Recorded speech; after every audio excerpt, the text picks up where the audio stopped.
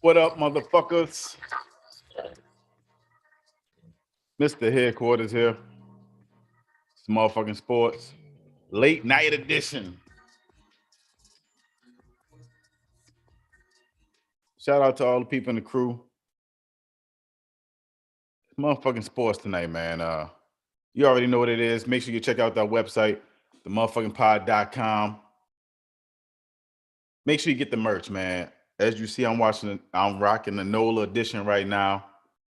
The black, white, and gold, you know what I'm saying? Straight from HQ. Got the black, white, and gold NOLA edition hat on. Get the motherfucking dog tags. Make sure you get the merch, man. Get the merch. But yeah, lots to talk about tonight. We got the NBA playoffs.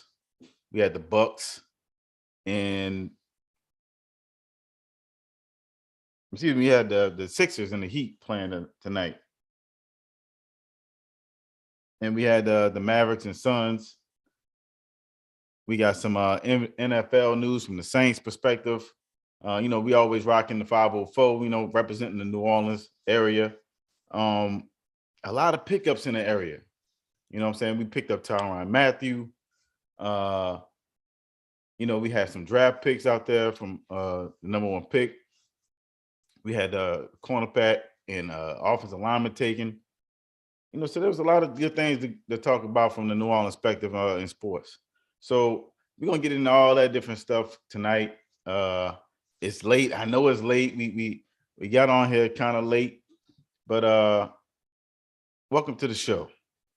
But first, I want to talk about some of these bandwagon fans. These bandwagon fans is crazy, man. I don't know what it is. I mean, like,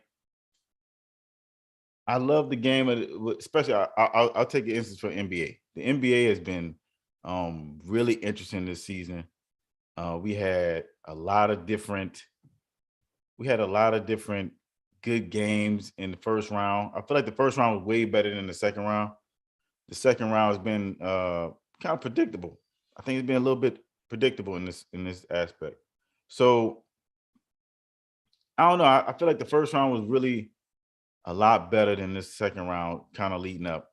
You had the Pelicans and the Suns. You had the Timberwolves against the Timberwolves against the Grizzlies.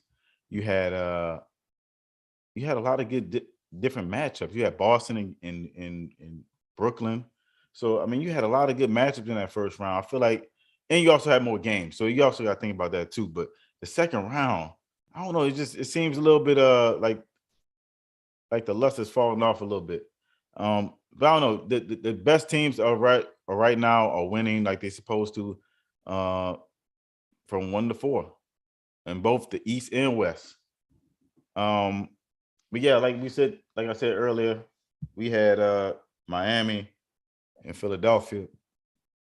Miami beat the brakes off of Philly tonight, 120-85. God damn. Yeah, they got their ass whooped tonight. I don't know what it is. I mean, that defense that Miami brings, and they got a lot of talent on that team. They got Oladipo that came back late in the season. A dude that was like starting that could be potentially a starter, a corner piece to a franchise for some teams. But coming back from a long injury, Oladipo coming off the bench for them and Tyler Hero. So I mean, I don't know. It's been great to see them kind of doing what they're doing. It is a little probably boring to some people because they just whooping ass. But their defense is so solid. Jimmy Butler finally found a team that matches energy. And it's the reason why they're number one seed. I still going with my number one pick though. I know I say this every week I've been on here. Milwaukee is the team to beat, in my opinion, until they've been beaten. They're my pick to win it all. But Miami pose a good threat because they play defense. And I don't know if Milwaukee can be able to bounce back from that. If they get to that far. But tonight, Miami took care of business and they moved it to 3-2 against Philly. And Philly in trouble, man. Doc Rivers and them, they're in trouble. James Harden, Embiid, they couldn't score tonight. And Miami took care of business. And also on the West Coast side, I caught the tail end of this game. The Dallas Mavericks and Phoenix Suns, and I was rooting for Dallas in this one. I don't know why, but I was really rooting for Dallas. Um, I don't know. I feel like they another superstar away with Dallas.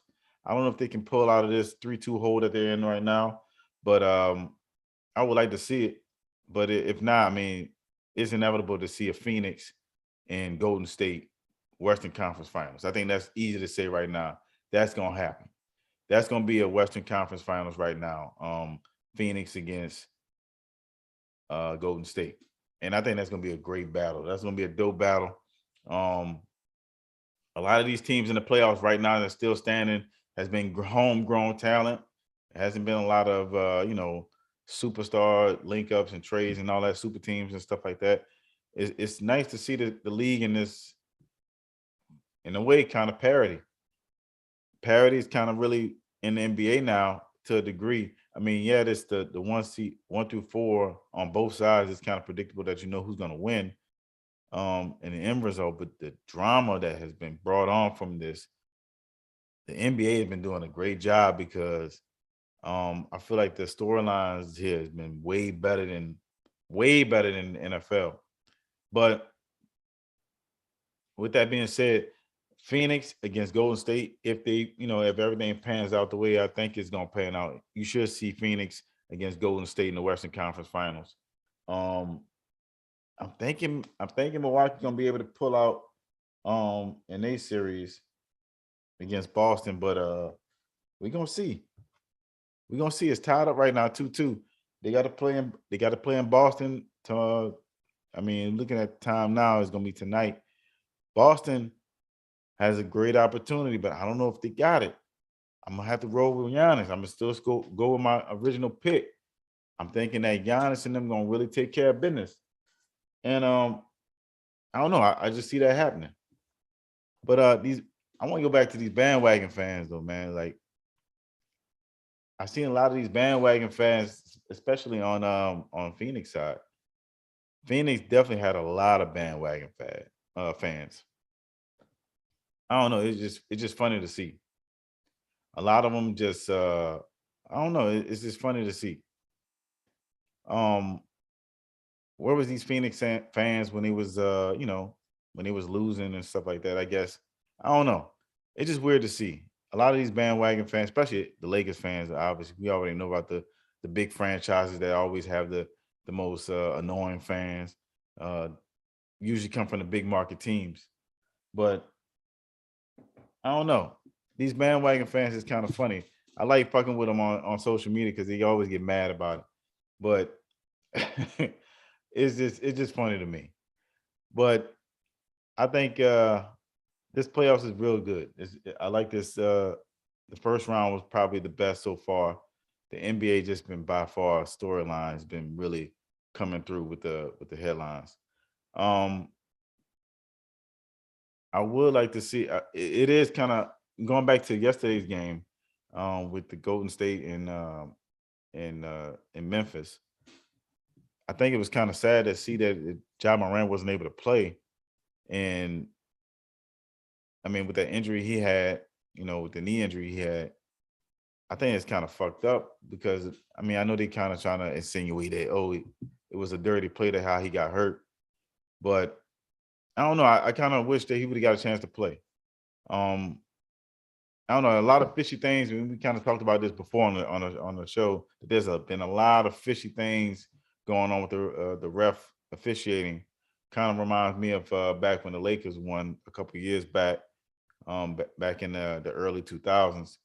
But here no there. I mean, we always seeing these refs kind of turn up in these big playoff situations, whether it's a a brain fart or whatever they want to kind of try to label it as. I don't know. There's been a lot of bad calls in this playoff so far. Um, I don't know. I like I like to see that this playoff matchup though. Kind of going back to the playoffs, I like to see this Boston and Milwaukee game tonight. Um, I think Giannis gonna show out. I think Giannis gonna really show the fuck out, and he gonna really show why he the MVP. He should have been the MVP in my opinion. I think Giannis should have been the MVP. Um, yeah, they got a deep team. They got Drew Holiday, Chris Middleton, Brooke Lopez. But yeah, I think Giannis is the best player in the league, and by far, the best team, despite the record, as being a 3 seed in the East. But I think they will get to the Eastern Conference Finals and win tonight, starting with tonight, stealing a win in Game 5 against Boston. But moving on to the NFL, though. We ain't gonna hold on to too long tonight, but moving on to the NFL. Saints fans. I'm straight talking to the Saints fans. Tyrann Mathieu signing with the Saints was probably one of the biggest signings I've ever seen for the Saints. And as far as pickup wise, as far as getting the fan base excited for the season coming up. I can't remember the last time we had a free agent signing that, that was a homegrown talent and they actually decided to come and sign here as a free agent, still in a prime. I don't know. I have to really think about it between NFL and NBA, but I don't know. I think it's major that Tyrann Mathieu came back home into the secondary for the Saints. This secondary is gonna be lethal. It's gonna be lethal. I think these motherfuckers gonna be head hunting. They're gonna be out there hitting. I think this defense might be the best defense in the as far as secondary wise in the NFC. I don't know if I'm gonna say the NFL completely because I we'll see, but I would definitely say that this secondary is probably the best in the NFC, hands down. With the young talent that they got around there, they got Marshawn Lattimore, Tyrann Mathieu, Adebo, Chauncey Garner Johnson, fucking up his names. You got CD Johnson out there. This defense in the secondary for the Saints is gonna be crazy. They got Marcus May from the Jets last year, so I think they're gonna be lethal. I think this is a Super Bowl defense again. I said that before. I think the Saints still has a Super Bowl defense. If they can get things together on that offensive side. There's a lot of question marks. You got Kamara going to be potentially suspended. He will probably be suspended. Jameis, you just need Jameis to be Jameis. If Jameis can provide 100% of what he was last year and show that leap to the next level, yeah, he coming off a major injury, but right now it looks like he's almost ready to be 100%.